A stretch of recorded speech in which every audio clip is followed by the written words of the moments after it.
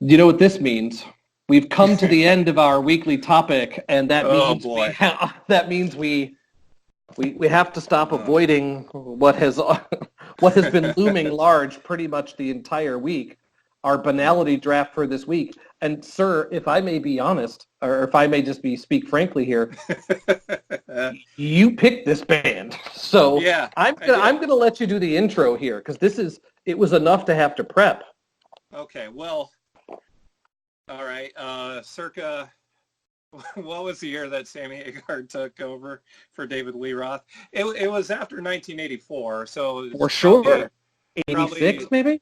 85, 86. Let me see. That Sammy Hagar took over for David Lee Roth at the commercial peak of the band, too, coming off of their strongest selling album, probably by a lot. They replaced Diamond Dave with Sammy Hagar. Sammy Hagar from Montrose and Sammy Hagar. Ugh. It actually would have been easier to do this with Sammy Hagar's work outside of Van Halen. This would have been not even going with Montrose or with Montrose. Both. I could do it either way. I would rather listen to I Can't Drive 55 or Dick in the Dirt or any of those other fucking junior varsity plastic onesie just nightmares that his solo career was.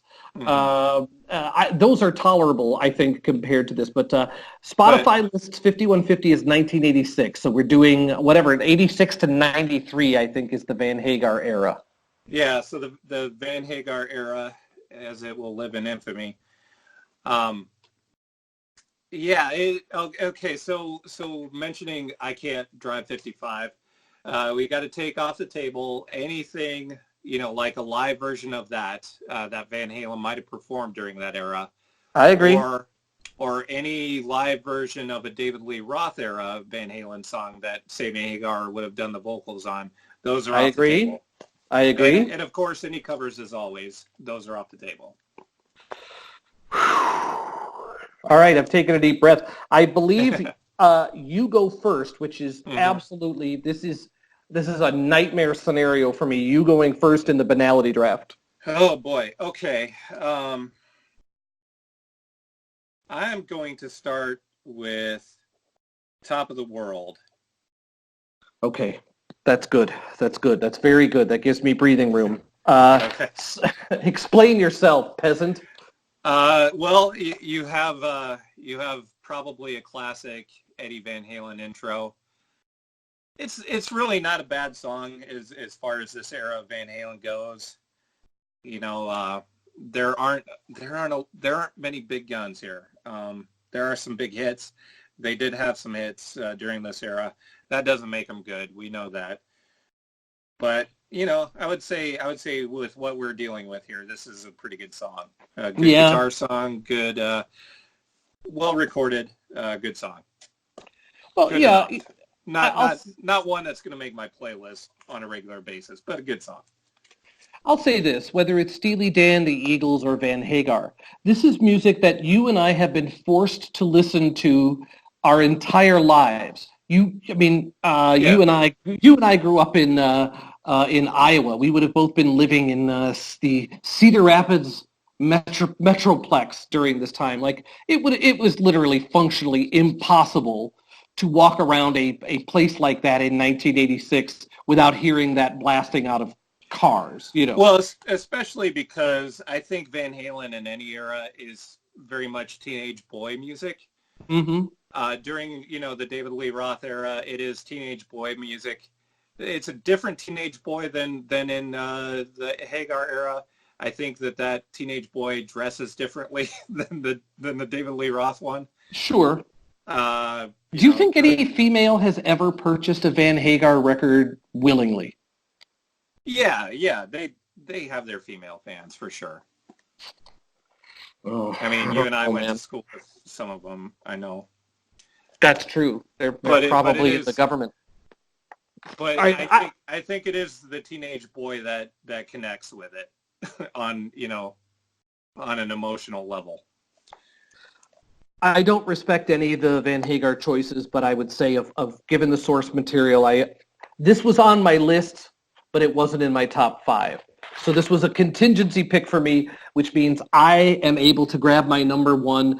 I would say my first 1 or 2, if I'm able to get them, is going to be enough for me to survive this week. I'm going to take Why Can't This Be Love? And I think the reason that I am taking it is you cannot overstate what a big deal it was that Van Halen broke up at their peak. Like, they went from this MTV, like you say, this sort of like teenage testosterone-driven, the videos are absolutely puerile.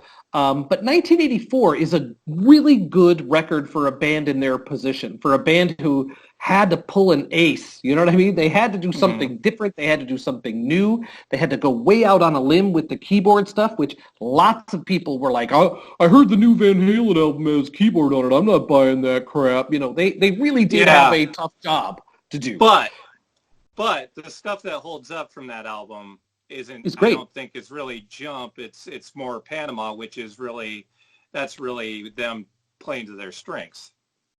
Yeah, for you to say it's not Jump is a demerit. I'm going to write this down. Let me get the time code on that. It's Panama. 10:32. That's not even close. But it's Panama.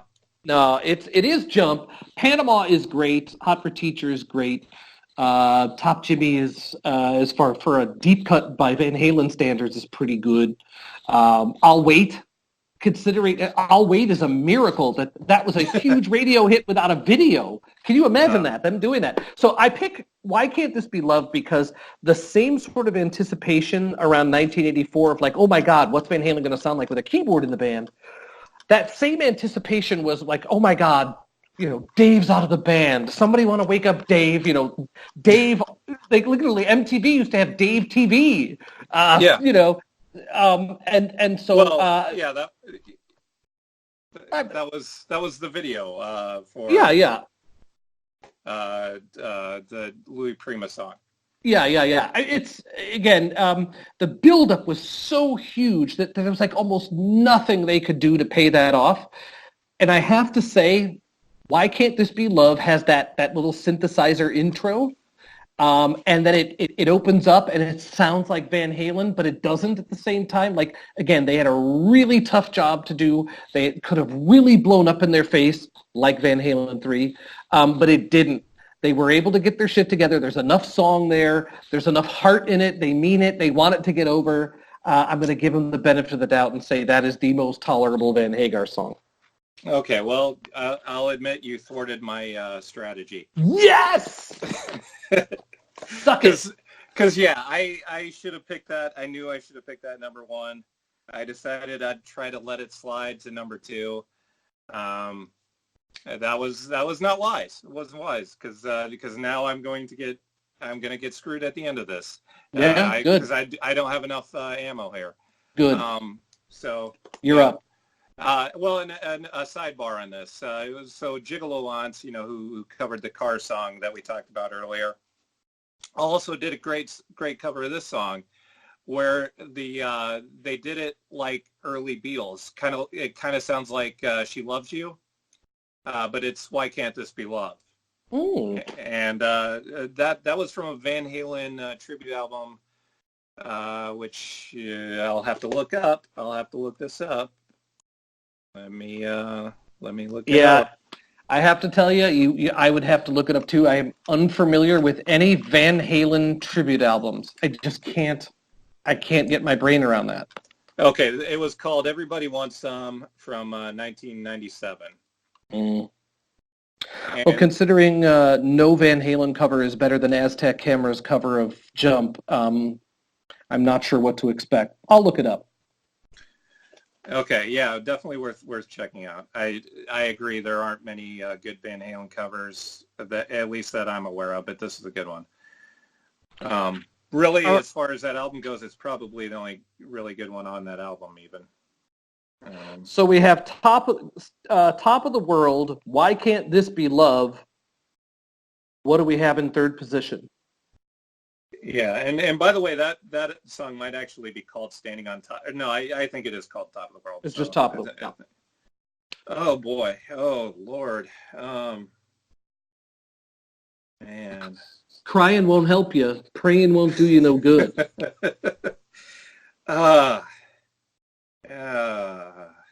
Yikes. I'm going to go. I'm calling the clock. I'm going to go finish what you started. Oh. Wow. Wow. It's already getting thin. It's already thinning out. This is really brutal pretty early. I won't lie. That doesn't deprive me of a prime choice, but that was on my short list. That would have been a contingency plan. So you've definitely, that's a blocker. It should be. It has a little bit like of what you could almost call a groove to it, and it's nice. Yeah. So I feel for what we're working with here, I feel pretty good about coming away with that. Yeah. Wow. And definitely feel like I had to come away with that next. It's interesting. You have picked you've picked now one from 5150 and then one from OU 812. No. For Unlawful Carnal Knowledge and one from 5150. Oh, that's right. Top of the world. Or no. I haven't done 5150 yet. It's OU 812. I have 5150. Okay. Yeah. So I was able to lock up the best of 5150, I believe. Yeah. You probably just grabbed the most tolerable OU 812 song. Strategically, I have to take something from the For Unlawful Carnal Knowledge album, which, by the way, that album title right there undermines the premise that Dave played harder to the teenage wiener than Van Hagar did. Like come on. Later on they did it in code, apparently. I guess. I mean, I'm going to take they went under the radar. I'm going to take Pound Cake from the Fuck album. Okay. So for the guitar drilling, it's a down home recipe. That's right. And you know what, the drilling, like, again, think of how hard Eddie Van Halen's life became after a while. He has to come up with something new every single time. You know what I mean? Like, he cannot make the same record twice by this point in his career. You can't just keep on tapping. No, he cannot sit and finger tap, and like he can't. You know what I mean? Like, and he basically wore out everything that the keyboard was going to do for them. He has to have some centerpiece for his guitar solo when they're playing live. If I'm not mistaken, their first Van Halen live album to ever come out is from the tour of For Unlawful Carnal Knowledge. And if I'm not mistaken, that little drill effect is all over that. So he did come up with something mildly interesting, and he got about as much mileage as you can out of it. And I think I have basically left you with almost nothing from the For Unlawful Carnal Knowledge album to pick from. Not nothing, though. I know, if you go there, you can't come back. I just want you to know. I know what you're thinking. No, I'm not doing that. All right. No, I'm not. All right. So what I am going to pick, though, is from that album. Mm-hmm. But I'm going to go with Runaround. Interesting. That's bold. I thought for sure you would grab Right Now. Oh, well. And if you had, that was going to be the end of this podcast. And I don't mean this episode, I mean this podcast.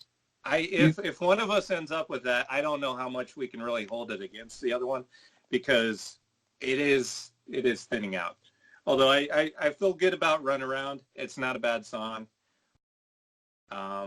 Is that the best you can say? Yeah. Yeah. Wait till we get to John Mellencamp. It's gonna get thinner that much earlier. Wow, that is going to be... You know what? We need to pick, like, the depth of winter, so it's, like, maximum bleakness, and then do John Mellencamp to, like, just to see what we're made of.